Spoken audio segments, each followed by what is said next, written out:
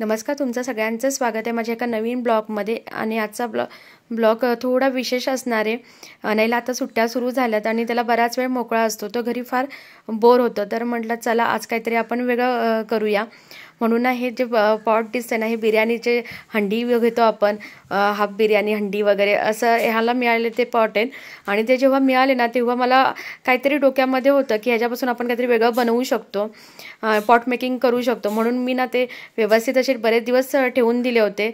आणि आता अनयला सुट्ट्या सुरू झाल्यात, तर म्हटलं चल तुला काहीतरी मी नवीन करते, तुला पण इंटरेस्टिंग वाटेल. तर त्याला मी तो पॉट दिला आणि त्याच्यावरती बिर्याणी वगैरे असं लिहिले, ते बघा ते लेटर्स दिसत आहेत. मग त्यासाठी ना मी पॉलिश पेपर घेऊन आले आणि मग त्याला सांगितलं की पूर्ण पॉट पहिला प्लेन कर. आणि तर तो प्लेन करत बसला आणि त्याला मी दाखवलं, कारण मुलांना ह्या छोट्या छोट्या गोष्टी असतात पण मुलांना त्या माहिती नसतात कशा करायच्या त्या वगैरे.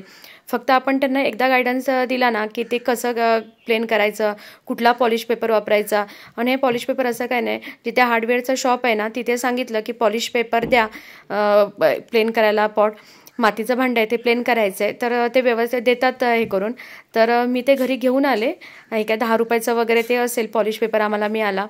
आणि नंतर मग मी अनयला दाखवलं, तर त्याला म्हटलं हे नाव जे दिसते ते नाव नको आपल्याला दिसायला पाहिजे, आणि तरच आपली पेंटिंग व्यवस्थित अशी दिसेल. आणि मग मी पण घेतलं, म्हणजे मुलांच्या बरोबर आपण पण जर मी काय जास्त वेळ नाही घेतला, मी फक्त त्याला दाखवून दिलं की पॉलिश कशी करायची.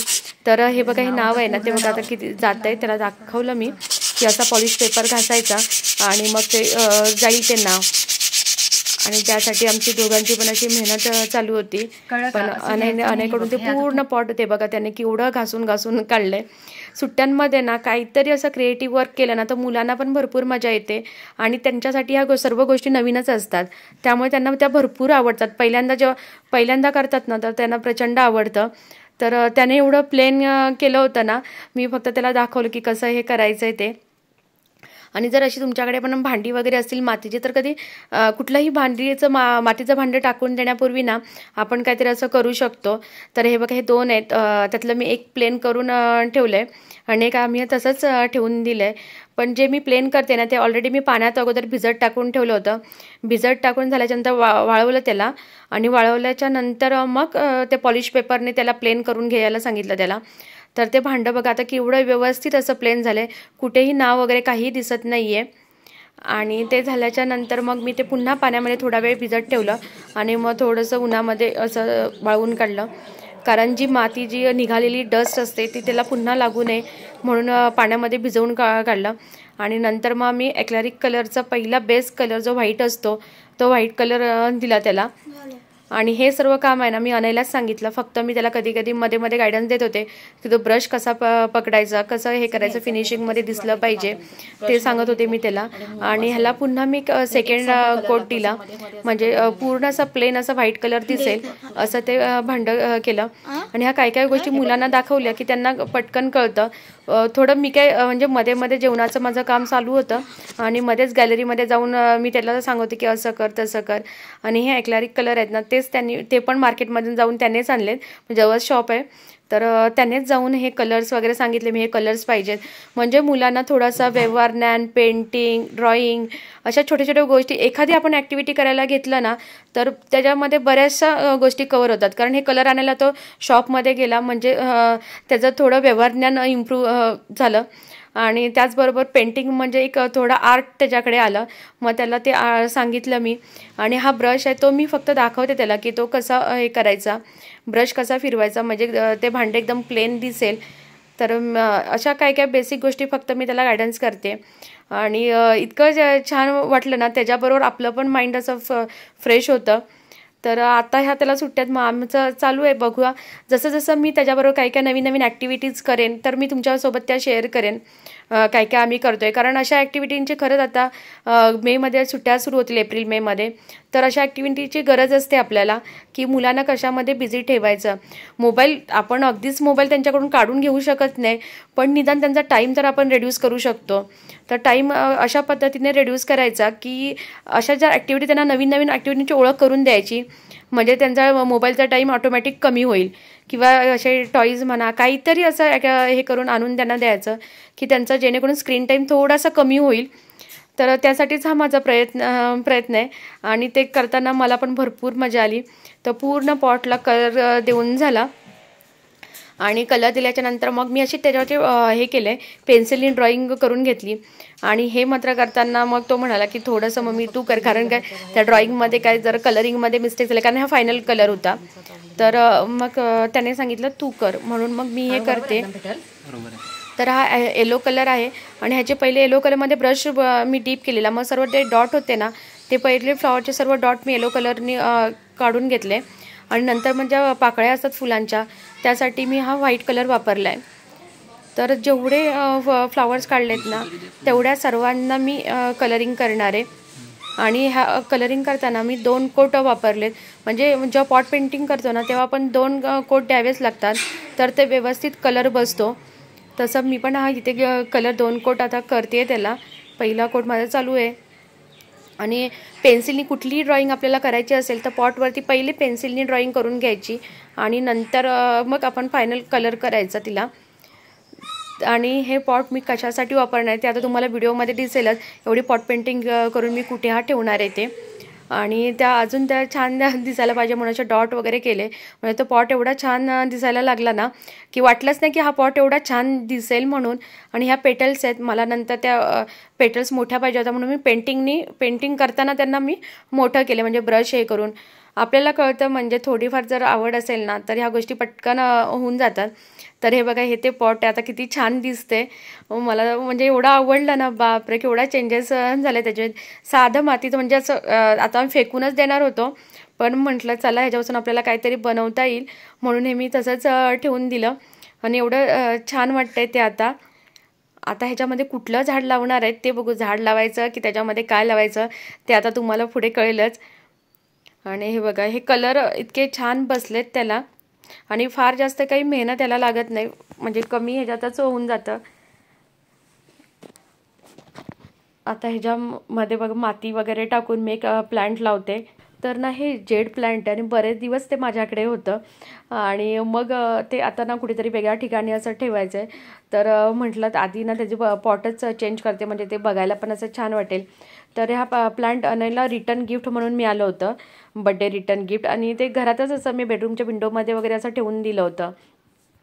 आणि नंतर मग असंच एकदा प्लांट्सबद्दल काहीतरी अशी इन्फॉर्मेशन आली आणि नंतर मग ते प्लांट खरंच छान म्हणजे इनडोअर आणि आउटडोअर अशा प्रकारचं हे प्लांट आहे. आणि हवा शुद्धीकरण, एअर प्युरिफिकेशन, पुन्हा प्लस त्याची आपण काळजी पण इझी घेऊ शकतो, त्याला पाणी जास्त लागत नाही. त्यामुळे मग म्हटलं चला ह्या प्लांटला ना आपण कुठेतरी असं ऑर्गनाईज करूया. मग किचनच्या इथे विंडोमध्ये असं प्लांट ठेवायचं असं माझं चालू आहे आणि त्याच्यासाठी मी तयारी करते. तर आता ती माती वगैरे असं काढून घेतली ह्याच्यामध्ये आणि हे जे प्लांट आहे ते मुळासकट असं काढलं ह्याच्यामध्ये, ह्या पॉटमध्ये पहिली माती टाकून नंतर ते प्लांट काढलं आणि आता पुन्हा एकदा माती टाकून ठेवेन. तर ह्या प्लांटचे भरपूर असे फायदे आहेत. तर म्हटलं चला आज आपण ह्या प्लांटकडे विशेष लक्ष देऊया, कारण जर रिअलमधली जेव्हा झाडं लावतो ना तेव्हा ती बघायला खरंच छान वाटतात. नेहमी आपण अशी जी झाडं असतात आर्टिफिशियल झाडं, तर ती कळतात म्हणजे आर्टिफिशियल आहेत, पण रिअलमधलं एखादं झाड जरी लावलं ना तर ते छान असतं. तर हे प्लांट आहे ना, म्हणजे इतके दिवस मी त्याकडे लक्ष पण दिलं नव्हतं. थोडंफार कधीतरी मी त्याला पाणी टाकायचं, तरीसुद्धा त्याच प्लांटला असं काहीही झालं नाही. आम्ही कितीतरी वेळा आउटडोअरला म्हणजे बाहेर जातो 7-8 दिवस, तरीसुद्धा ते प्लांट जसेच्या तसं राहतं. आणि खरंच कोणाला जर झाडांची भरपूर आवड असेल आणि इंडोअर प्लांट लावायचे असतील तर हा एक प्लांटचा ऑप्शन. जसं मनी प्लांट आपण आहे तसंच हे जेड प्लांटबद्दल आहे. तुम्ही सर्च करू शकता याच्याबद्दल इन्फॉर्मेशन. भरपूर छान अशी याच्याबद्दल माहिती सांगितलेली आहे. आणि हे बघा, हे किती पॉटमध्ये फरक झाला आहे. हा पूर्वीचा दिसणारा असा पॉट होता आणि आता बघा तो पेंट केल्याच्या नंतर किती छान दिसतोय.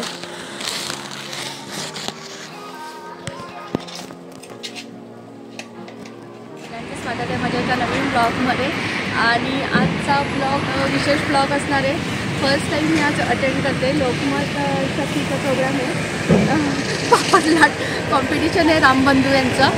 तर ते अटेंड करायचं ठरवलं आहे आणि मी सध्या वाट बघते. लोकमत कॉर्डिनेटर आहे ज्याच्याकडून मी ते कुपन घेते, त्यांची वाट बघते. मग ते आल्याच्यानंतर मी आतमध्ये जाऊ शकते. तर भरपूर अशी गर्दी, बाहेर प्रचंड गर्दी दिसते. लोकमत सखीचं प्रोग्राम होतं या हॉलमध्ये आणि भरपूर अशी गर्दी होती. बापरे, इतक्या सर्व महिला होत्या, जिकडे तिकडे अशा दिसत होत्या. पूर्ण सभागृह असं भरलं होतं. आणि आता मी ज्यांना कोऑर्डिनेटरचं काम करतात आणि त्यांच्या थ्रू मी घेतलंय आणि आता माझं कूपन राहिलं होतं. कुठे कूपन माझं? तर हे आहे ID आणि ID थ्रू मी आता आतमध्ये जाईल. तर आता फर्स्ट टाइम माझा इव्हेंट अटेंड करणार, तर बघू कसा काय करते. ग्रुप आहे हा.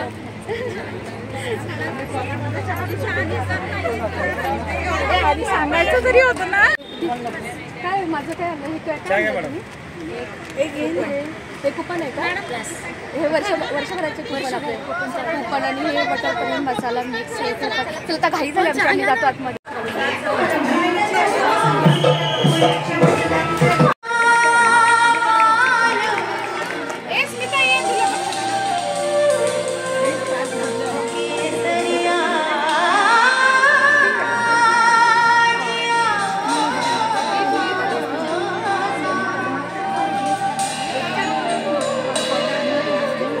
कलाकार प्रेमाची गोष्ट या मालिकेतील कलाकार सागर, सावनी आणि मुक्ता.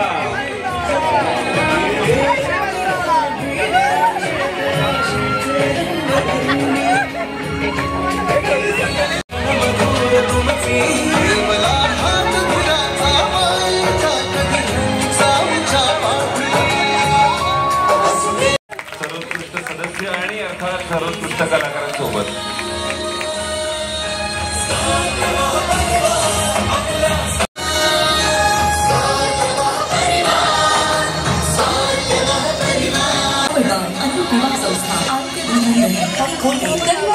संध्याकाळी 7 वाजता स्टार प्रवाहवर. क्या बात है, क्या बात है. थँक्यू.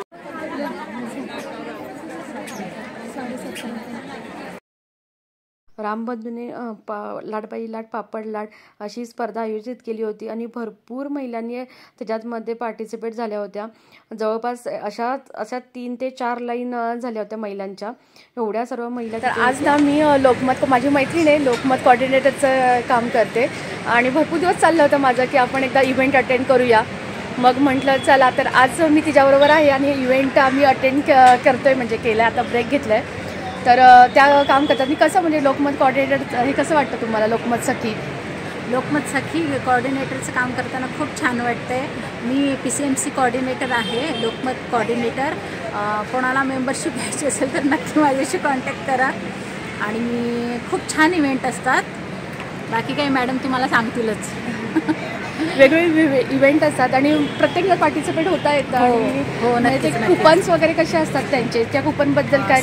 स्पॉन्सरर असतात आपल्याला बऱ्यापैकी 10 ते 15 हजाराची कुपन असतात आपल्याला. 500 550ला मेंबरशिप असते. आणि म्हणजे खूप छान एक व्यासपीठ म्हणून एक महिलांसाठी खूप छान आहे. लोकमतने एक छान उपक्रम केलेला आहे. 25 वर्षापासून आपल्याला हे लोकमतसाठी सुरू आहे. भरपूर त्या अटेंड करतात वगैरे आणि मी पण त्यांचे बघत असते. तर एवढा एन्जॉय वगैरे करतात. आणि घरातून थोडा मोकळा वेळ पाहिजे असतो किंवा आपल्याला वाटतं जी घरामध्ये नेहमीच तेच रेग्युलर रुटीन असतं, त्यातून कुठेतरी वेगळा. आणि आज एवढ्या बायका मी बघून आश्चर्यचकित झाले की एवढ्या जणी आल्यात आणि पूर्ण सभागृह, पूर्ण नाट्यगृह असं भरलं होतं, फुल होतं. आणि असा होता आजचा ब्लॉग. आणि आजचा ब्लॉग आवडला असेल तर नक्की चॅनलला सबस्क्राईब करा. असंच भेटू आपण पुढच्या ब्लॉगमध्ये. तोपर्यंत बाय बाय.